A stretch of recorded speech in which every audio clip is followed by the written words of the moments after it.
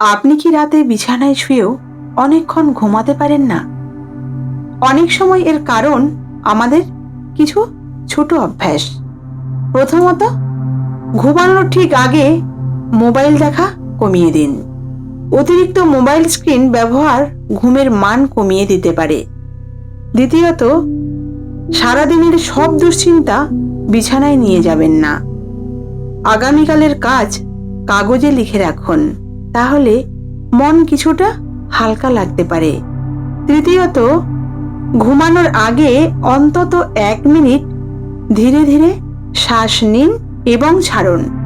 এতে শরীর ও মন শান্ত হতে সাহায্য করে।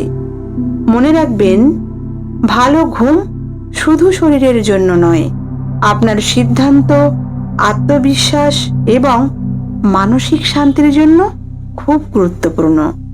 ছোট অভ্যাসেই বড় পরিবর্তন আনতে পারে।